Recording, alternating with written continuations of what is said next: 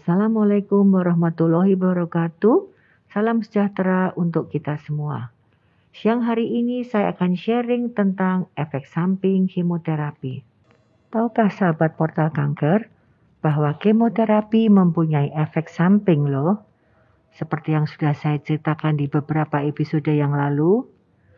Ada banyak sih, cuman kali ini yang akan diceritakan adalah efek samping yang agak berat dan perlu perhatian khusus seperti anemia, demam, dan perdarahan. Yang pertama adalah penurunan sel darah merah yang disebut sebagai anemia. Apa tanda dan gejala anemia? Nomor 1, mudah lelah. Kedua, kepala pusing. Ketiga, sulit berkonsentrasi dan kulit terlihat pucat. Namun, bila sudah berat, bisa terjadi nyeri dada dan napas terasa berat serta berdebar-debar. Bagaimana penanganan anemia? Yang pertama, diberikan vitamin dan mineral seperti zat besi, asam folat, atau B12 yang fungsinya untuk merangsang pembentukan sel darah merah. Tapi dapat juga diberikan injeksi yang dapat juga merangsang pembentukan sel darah merah. Namun bila HB-nya sangat rendah dan pasien mengeluh sesak dan berdebar-debar, maka harus diberikan transfusi darah merah. Selain obat-obatan, tablet dan injeksi tadi maupun transfusi, ternyata ada juga makanan yang mengandung tinggi zat besi dan asam folat. Seperti contoh makanan di bawah ini, yang disarankan untuk dimakan pasien-pasien dengan anemia.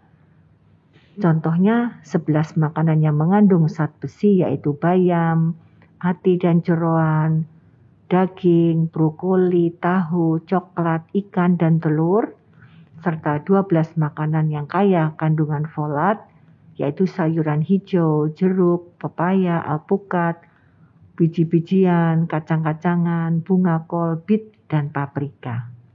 Efek samping kedua yang perlu kita diskusikan pada siang hari ini adalah penurunan sel darah putih. Penurunan sel darah putih ini menyebabkan daya tahan tubuh menurun. Mengapa? Karena sel darah putih ini adalah tentara nasional Republik tubuh kita. Jadi kalau tentaranya kurang, maka musuh akan mudah datang menyerang. Seperti kita lihat pada gambar ini, di mana gambar yang sebelah kanan tampak sel darah putihnya hanya sedikit jika dibandingkan dengan yang sebelah kiri. Siapakah musuh itu? Dia adalah bakteri. Dan mengapa terjadi infeksi? Karena bakteri lebih kuat dibanding dengan tubuh kita, karena sel darah putihnya sudah menjadi lemah. Apa tanda dan gejala penurunan sel darah putih? Gejala pertama yaitu mudah lelah, lemas, dan demam. Selain itu, dapat timbul juga gejala lain yaitu radang tenggorokan sehingga sulit menelan. Karena sulit menelan, akibatnya makanan yang masuk juga menjadi kurang. Kemudian ada sariawan. Dapat terlihat sebagai luka pada bibir yang sakit sekali bila tersentuh makanan maupun minuman. Tidak hanya di bibir, sariawan juga bisa muncul di lapisan bagian dalam pipi dan di gusi. Bila sampai kuman menginfeksi saluran cerna, pasien dapat merasakan nyeri perut dan nyeri ulu hati, diare, dan muntah. Bisa juga terjadi infeksi saluran kemih yang gejalanya nyeri saat BAK, sulit menahan buang air kecil, atau anyang-anyangan. Dan yang cukup berat bila kuman sampai menginfeksi paru, sehingga timbul gejala seperti batuk, sesak, nyeri dada, dan demam. Bagaimana cara menangani penurunan sel darah putih? Dokter akan memeriksa dulu pasien apakah pasien berisiko tinggi mengalami infeksi akibat rendahnya nilai sel darah putih dalam darah.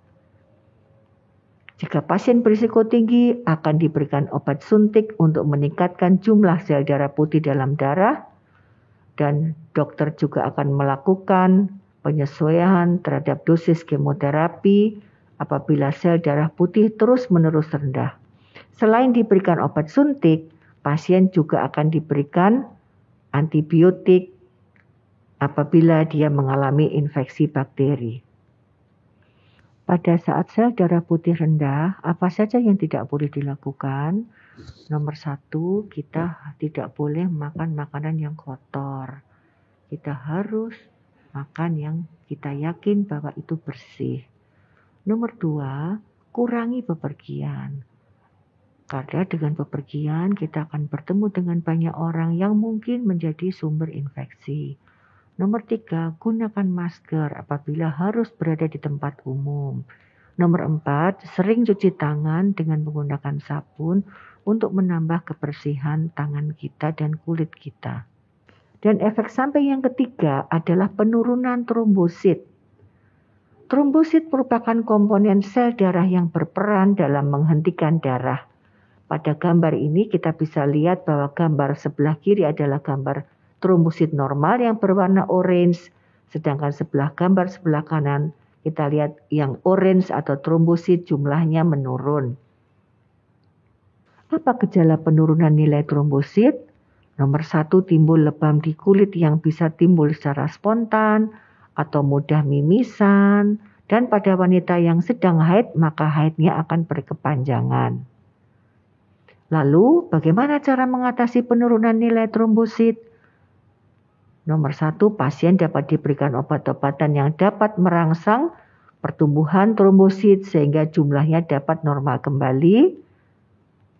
Atau nomor 2, apabila trombosit sangat rendah dan mengganggu aktivitas pasien, maka dapat diberikan transfusi trombosit untuk mencegah perdarahan. Kemudian apa yang perlu dilakukan saat trombosit rendah? Apabila trombosit sedang rendah, pasien harus berhati-hati saat aktivitas.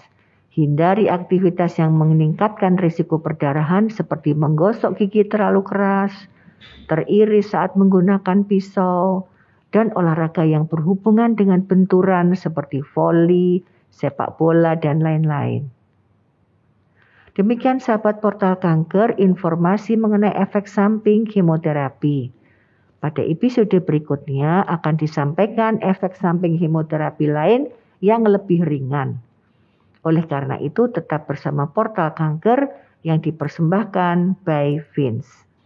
Assalamualaikum warahmatullahi wabarakatuh. Salam sejahtera untuk kita semua.